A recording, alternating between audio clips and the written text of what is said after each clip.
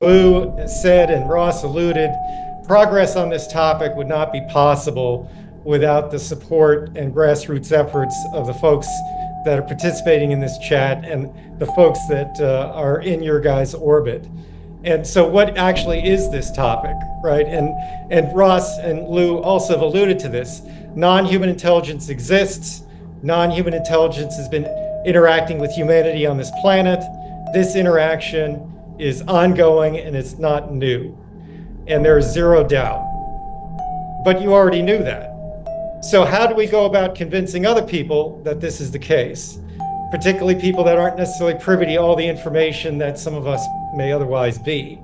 And so there's three principal lines of effort, three principal sources of data. There's essentially the first principles argument, which basically says, counter to common belief, that life is common in the universe. How do we know life should be common in the universe? There's 20 billion sun-like stars in the universe.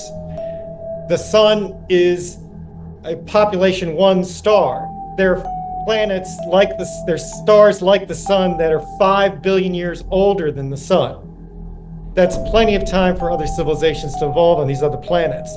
There is recent scholarship that says that life evolved on Earth in the Hadean era. The Hadean era was before the crust even cooled.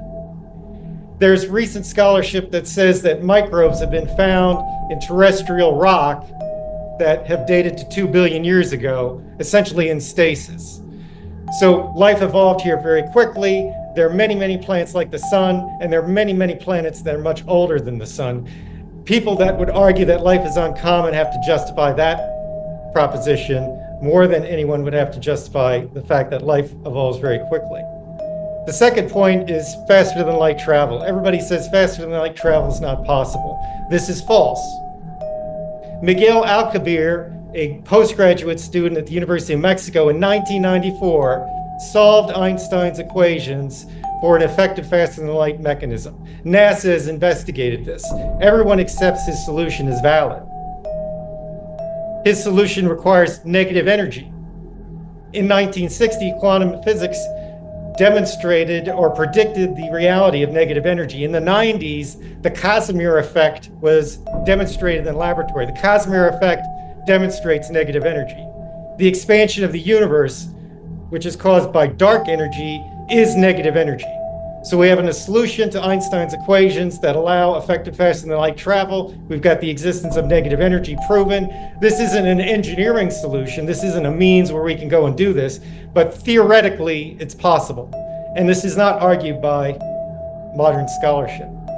So from a first principles, life is more than likely common, and we know that Einstein's equations support effective faster than light travel. That's the first principles argument.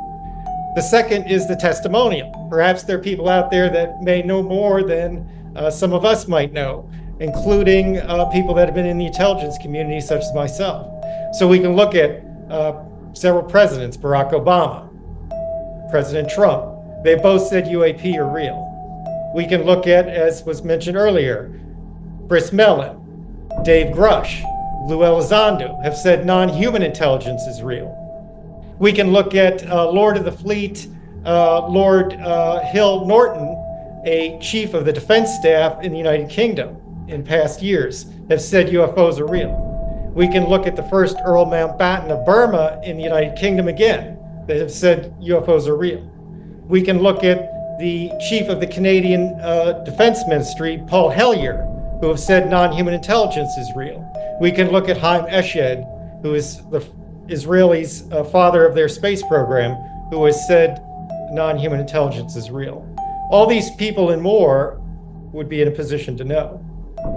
Then we can look at the evidence, the data. You've seen the videos, the floor video, the gimbal, the go fast. A lot of people probably don't know Gordon Cooper, one of America's 7 Mercury astronauts, chased UFOs over West Germany in 1951. He testified to that fact before the United Nations in 1978, analogous to the David Fravor Tic Tac incident. We can look at the UFO incursions over the Northern Tier ballistic missile early warning sites in the 70s, and the document supported and testimony supported readiness status change of our ICBMs in the 60s at Malmstrom Air Force Base